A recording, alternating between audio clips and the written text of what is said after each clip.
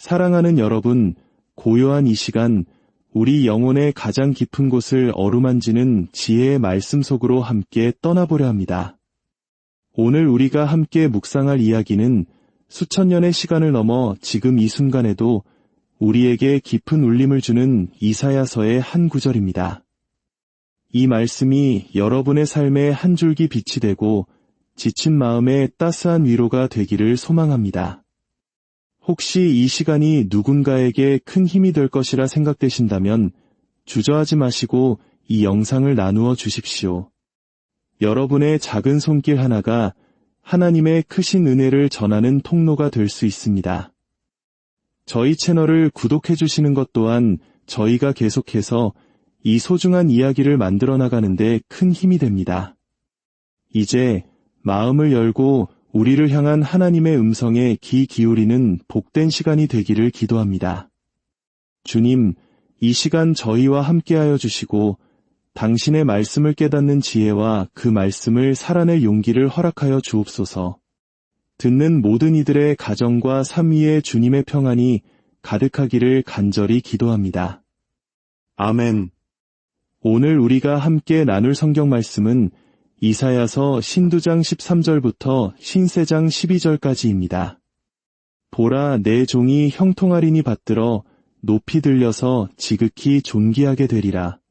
전에는 그의 모양이 타인보다 상하였고 그의 모습이 사람들보다 상하였으므로 많은 사람이 그에 대하여 놀랐거니와 그가 나라들을 놀라게 할 것이며 왕들은 그로 말미암아 그들의 입을 봉하리니 이는 그들이 아직 듣지 못한 것을 볼 것이요 아직 깨닫지 못한 것을 깨달을 것임이라. 우리가 전한 것을 누가 믿었느냐? 여호와의 팔이 누구에게 나타났느냐? 그는 주 앞에서 자라나기를 연한 순 같고 마른 땅에서 나온 뿌리 같아서 고운 모양도 없고 풍채도 없은즉 우리가 보기에 흠모할 만한 아름다운 것이 없도다. 그는 멸시를 받아 사람들에게 버림받았으며 간고를 많이 겪었으며 질고를 아는 자라. 마치 사람들이 그에게서 얼굴을 가리는 것 같이 멸시를 당하였고 우리도 그를 귀히 여기지 아니하였도다. 그는 실로 우리의 질고를 지고 우리의 슬픔을 당하였거늘 우리는 생각하기를 그는 징벌을 받아 하나님께 맞으며 고난을 당한다 하였노라. 그가 찔림은 우리의 허물 때문이요 그가 상함은 우리의 죄악 때문이라. 그가 징계를 받음으로 우리는 평화를 누리고 그가 채찍에 맞음으로 우리는 나음을 받았도다. 우리는 다 양 같아서 그를 행하여 각기 제 길로 갔거늘 여호와께서는 우리 모두의 죄악을 그에게 담당시키셨도다. 그가 곤욕을 당하여 괴로울 때에도 그의 입을 열지 아니하였으며 마치 도수장으로 끌려가는 어린 양과 털 깎는 자 앞에서 잠잠한 양같이 그의 입을 열지 아니하였도다. 그는 곤욕과 신문을 당하고 끌려갔으나 그 세대 중에 누가 생각하기를 그가 살아있는 자들의 땅에서 끊어짐은 마땅히 형벌받을 내 백성의 허물 때문이라 하였으리요. 그는 강포를 행하지 아니하였고 그의 입에 거짓이 없었으나 그의 무덤이 악인들과 함께 있었으며 그가 죽은 후에 부자와 함께 있었도다. 여호와께서 그에게 상함을 받게 하시기를 원하사 질고를 당하게 하셨은즉 그의 영혼을 속건제물로 드리기에 이르면 그가 시를 보게 되며 그의 날은 길 것이요 또 그의 손으로 여호와께서 기뻐하시는 뜻을 성취하리로다. 그가 자기 영혼에 수고한 것을 보고 만족하게 여길 것이라. 나의 의로운 종이 자기 지식으로 많은 사람을 의롭게 하며 또 그들의 죄악을 친히 담당하리라. 그러므로 내가 그에게 존귀한 자와 함께 몫을 받게 하며 강한 자와 함께 탈취한 것을 나누게 하리니 이는 그가 자기 영혼을 버려 사망에 이르게 하며 범죄자 중 하나로 헤아림을 받았음이니라. 그러나 그가 많은 사람의 죄를 담당하며 범죄자를 위하여 기도하였느니라. 아멘. 하나님의 말씀입니다. 우리는 지금 이사야서의 마지막 부분, 선지자 이사야가 예언한 주님의 종에 대한 말씀을 보고 있습니다. 이 신비로운 인물은 미래에 나타나 하나님의 구원을 가져올 존재로 묘사됩니다. 그리고 신약 성경은 이 주님의 종이 바로 예수 그리스도 자신이라고 분명히 밝히고 있습니다. 방금 우리가 함께 읽은 이 말씀은 주님의 종에 대한 노래 중 가장 유명한 부분입니다. 사실 이 구절은 성경 전체에서 십자가에서 일어난 일을 가장 완벽하게 설명하는 단 하나의 장이라고 할 수 있습니다. 신약의 저자들이 십자가의 의미를 이해하기 위해 끊임없이 이 구절을 인용하고 참고했기 때문입니다. 그렇기에 오늘 이 말씀을 전하는 제 마음은 사실 두려움과 경외감으로 가득 차 있습니다. 이 안에 담긴 의미가 너무나도 깊고 방대하여 다 전할 수 없을 뿐더러 제 마음속에 있는 감동을 온전히 표현하기에도 벅차기 때문입니다. 제가 이 말씀을 드리는 이유는 단지 솔직한 것이 좋기 때문만이 아니라 우리가 지금 마주하고 있는 이 말씀의 거룩함과 무게를 함께 느끼고 싶어서입니다. 마치 모세가 거룩한 땅 앞에서 신을 벗었던 것처럼 우리도 마음의 신발을 벗고 경건한 자세로 이 말씀 앞에 서기를 원합니다. 오늘 저는 이 말씀을 5부분으로 나누어 각 부분이 우리에게 주는 핵심적인 교훈을 함께 살펴보고자 합니다. 첫 번째 교훈은 고난과 영광의 혼합을 이해하라는 것입니다. 13절을 보면 보라 내 종이 형통하리니 받들어 높이 들려서 지극히 존귀하게 되리라고 말합니다. 여기서 형통하리니라는 말은 단순히 일이 잘 풀린다는 의미를 넘어 지혜롭게 행하여 성공하고 마침내 승리할 것이라는 강력한 의미를 담고 있습니다.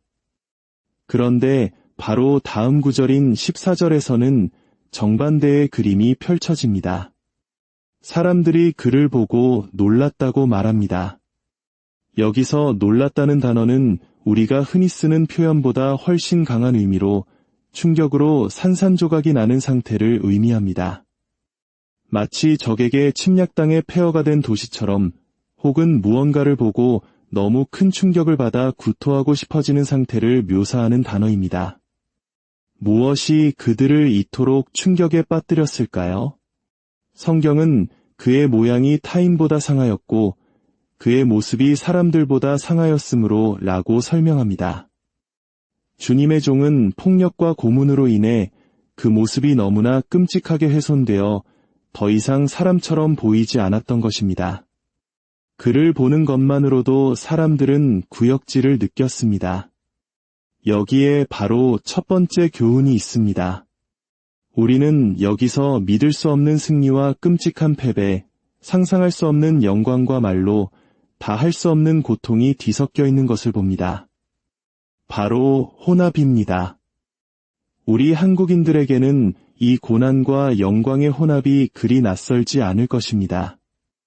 전쟁의 폐허 속에서 한강의 기적을 일궈낸 우리 부모님 세대를 기억해 보십시오.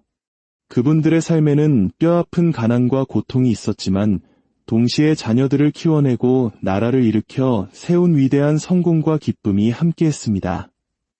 하나님께서 사랑하시고 사용하시는 사람들의 삶에는 언제나 이 혼합이 존재합니다. 우리는 종종 이렇게 생각합니다. 하나님이 나를 사랑하신다면, 내 삶을 인도하신다면 왜 이렇게 끔찍한 고통이 찾아오는 걸까? 하나님이 정말 나를 사용하시는 것이 맞을까? 그러나 예수님을 보십시오. 그분의 삶에 나타난 이 놀라운 혼합을 보십시오. 성경에 나오는 위대한 믿음의 인물들도 마찬가지였습니다. 눈부신 햇살과 거센 폭풍, 위대한 성공과 처참한 실패, 큰 기쁨과 끔찍한 비참함이 늘 함께했습니다. 성경 속 요셉의 이야기를 기억하실 겁니다. 그는 형들에게 노예로 팔리고 억울한 누명을 쓰고 감옥에 갇힙니다. 그의 삶에 좋은 일이라곤 하나도 없어 보이는 시간이 20년 가까이 이어집니다. 하지만 성경 전체의 관점에서 그의 삶을 보면 그 모든 끔찍한 일들이 없었다면 그는 교만하고 비참한 사람으로 남았을 것이고 그의 형제들은 결코 변화되지 못했을 것이며 그의 가족은 기근으로 모두 멸망했을 것임을 알게 됩니다. 그 고난의 시간들이 있었기에 그는 지혜롭고 위대한 지도자가 되어 세상을 구원할 수 있었습니다. 우리는 우리 삶에 왜 끔찍한 일들이 일어나는지 그 이유를 다 알 수 없습니다. 하지만 주님의 종이신 예수님을 바라보면 깨닫게 됩니다. 하나님의 지혜로운 구원의 사랑은 우리의 거칠고 힘든 경험과 완벽하게 공존할 수 있다는 사실을 말입니다. 그러니 감히 이렇게 말하지 마십시오. 하나님이 정말 나를 사랑하신다면 이런 끔찍한 일은 허락하지 않으셨을 거야. 이것이 첫 번째 교훈입니다. 두 번째 교훈은 평범함의 가치를 받아들이라는 것입니다. 1절에서 3절을 보면 예수님께서는 끔찍한 고난을 당하시기 전에도 세상적인 기준으로는 전혀 인상적인 분이 아니었음을 알 수 있습니다. 고운 모양도 없고 풍채도 없은즉 우리가 보기에 흠모할 만한 아름다운 것이 없도다. 라고 말합니다. 사람들의 마음을 끌 만한 외모나 이염이 없었다는 뜻입니다. 그는 멸시를 받았고 사람들은 그를 가볍게 여기고 조롱했습니다. 우리는 소위 스펙의 시대에 살고 있습니다. 어느 대학을 나왔는지, 어떤 자격증이 있는지, 어떤 인맥을 가졌는지, 외모는 어떠한지가 그 사람의 성공 가능성을 보여주는 지표가 되곤 합니다. 그러나 예수님께서는 세상이 중요하게 여기는 그 어떤 스펙도 가지지 않으셨습니다. 외모도, 돈도, 인맥도, 학벌도 없으셨습니다. 문화적인 권력도 없었습니다. 완전히 평범하고 보잘것없어 보이셨습니다. 고향 나사렛 사람들은 예수님을 보며 말했습니다. 이 사람이 누구냐? 우리가 그를 아는데 어릴 때 우리가 그의 코를 닦아주기도 했다. 그가 뭘 안다고 저러는가? 그들은 예수님을 둘러싼 평범함의 장막을 꿰뚫어 보지 못했습니다.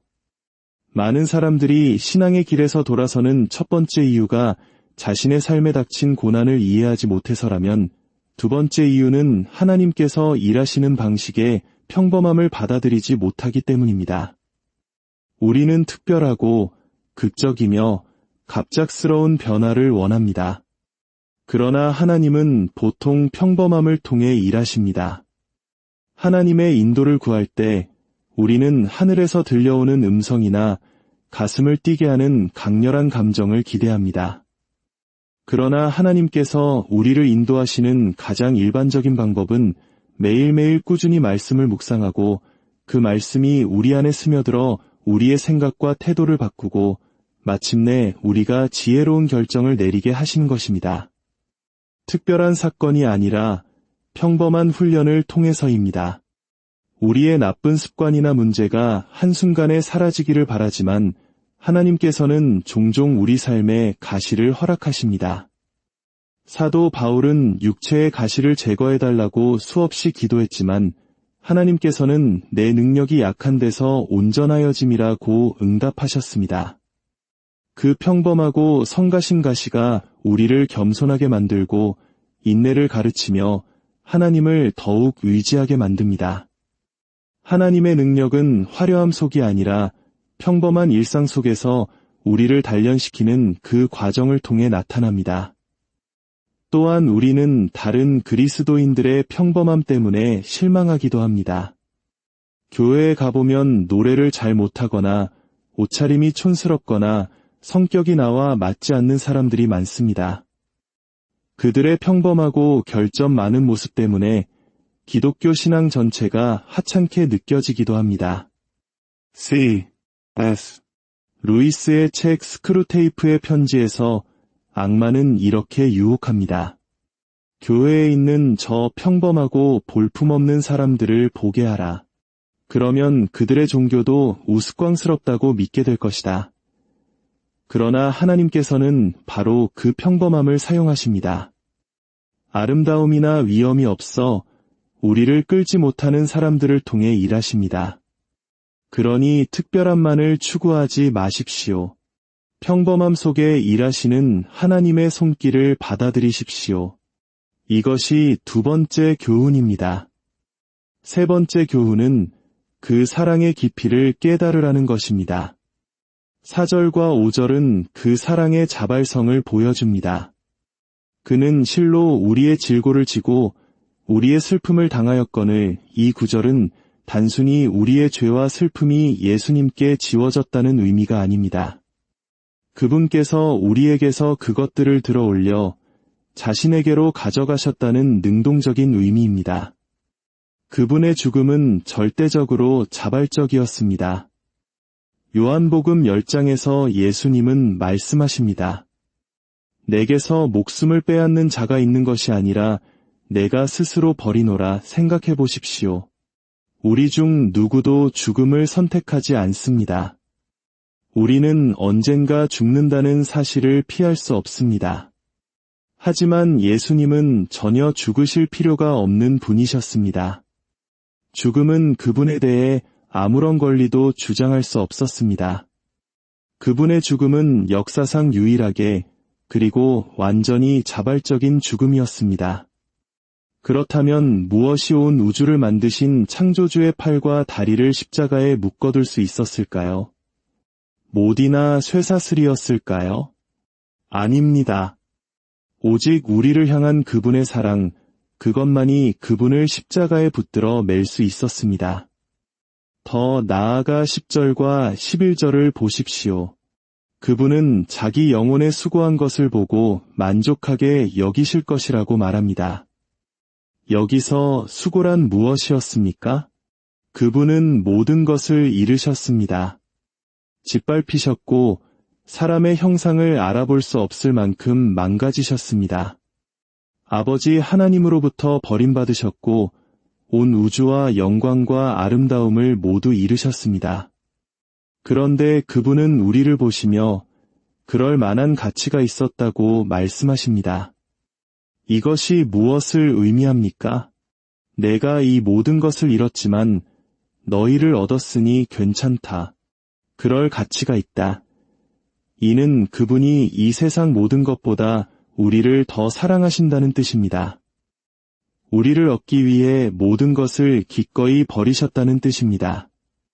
이 사랑의 엄청난 깊이와 크기를 깨닫고 계십니까?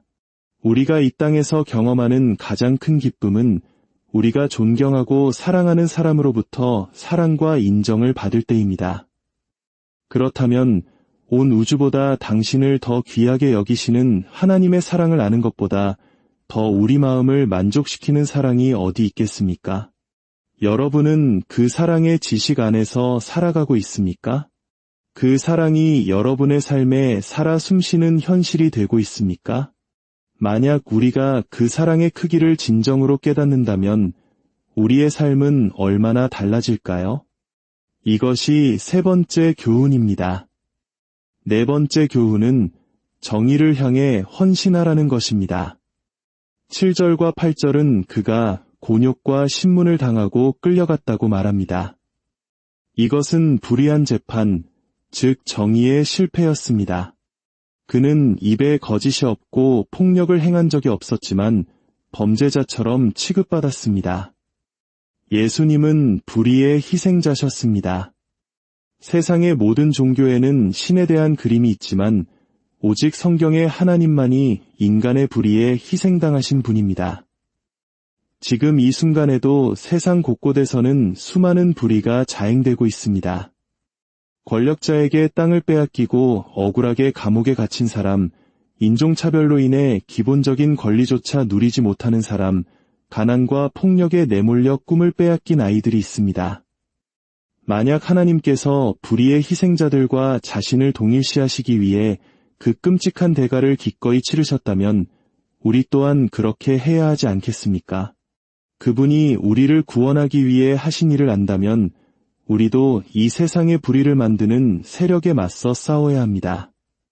물론 그 길에는 대가가 따를 것입니다. 하지만 십자가를 이해한다면 우리는 기꺼이 그 길을 갈 것입니다. 신앙은 단지 개인의 마음속 평안에 머무는 것이 아닙니다. 십자가는 우리를 세상의 아픔과 불의 한가운데로 나아가도록 부릅니다. 이것이 네 번째 교훈입니다. 마지막 5번째 교훈은 대속의 원리를 따라 살라는 것입니다.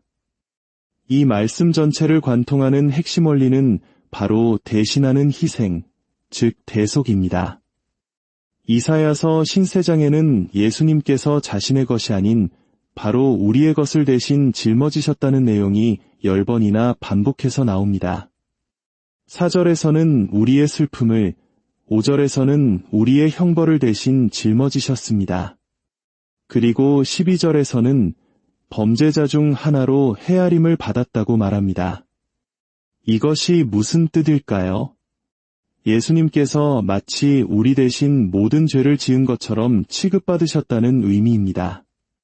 그 결과는 무엇입니까? 11절은 나의 의로운 종이 많은 사람을 의롭게 하며 라고 말합니다. 우리가 그분을 믿을 때 우리는 마치 예수님께서 행하신 모든 의로운 일을 우리가 한 것처럼 대우받는다는 뜻입니다. 우리는 하나님 앞에서 예수님처럼 완전하고 선한 존재로 여겨지게 됩니다. 죄란 우리 자신을 하나님 자리에 놓는 것입니다. 우리 삶의 주인이 되려는 것입니다. 반면 구원이란 하나님께서 우리 자리에 자신을 놓으시는 것입니다. 우리가 서야 할 형틀, 십자가, 피고석에 하나님께서 대신 서시는 것입니다. 이것이 바로 대속의 원리입니다. 이 원리를 깨달았다면 우리는 이 원리를 따라 살아야 합니다. 첫째, 이 원리를 살아내야 합니다. 부모가 자녀를 위해 자신의 자유를 희생할 때 자녀는 정서적으로 건강하고 자유로운 사람으로 성장합니다. 부모의 대신하는 희생이 자녀를 살리는 것입니다. 부유한 자가 자신의 부와 시간을 가난한 이들을 위해 내어놓을 때 그들은 일어설 힘을 얻습니다. 진정한 사랑은 모두 대신하는 희생입니다. 여러분의 삶을 하나님께 드릴 때 역설적으로 여러분은 진정한 삶을 되찾게 될 것입니다. 여러분이 내어주지 않은 것은 결코 진정으로 여러분의 것이 될 수 없습니다. 둘째, 이 원리에 기대어 살아야 합니다. 미녀와 야수 이야기를 아실 겁니다.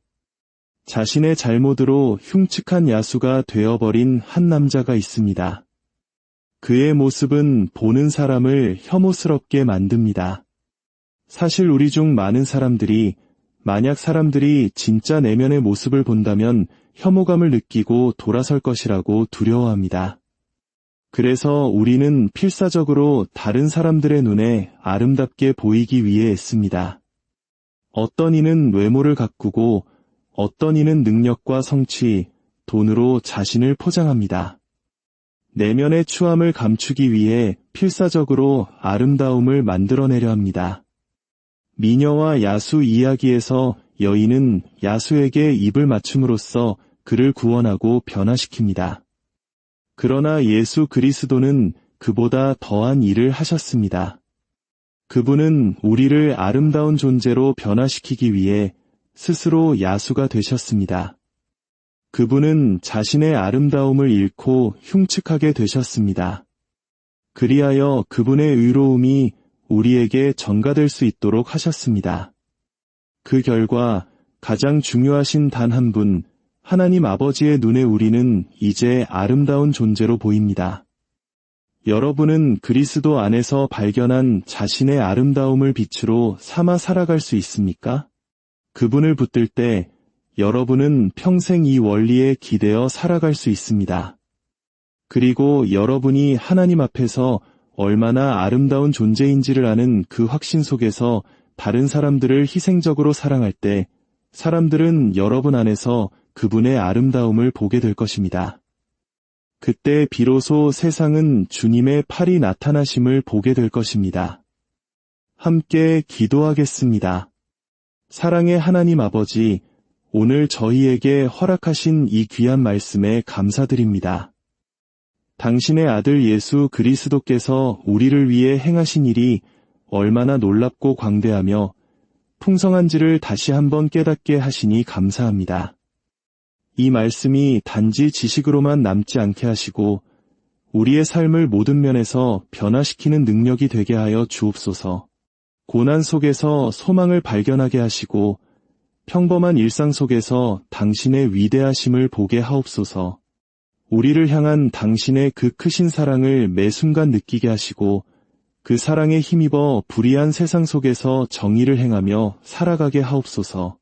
당신의 아들이 보이신 대속의 사랑을 본받아 우리도 기꺼이 자신을 내어주는 삶을 살게 하옵소서. 주님, 이 기도를 듣는 모든 이들의 마음속에 이 말씀이 살아 움직이는 밝은 현실이 되게 하여 주옵소서. 그들의 삶과 가정 위에 하늘의 신령한 복과 평안을 가득 부어주시옵소서.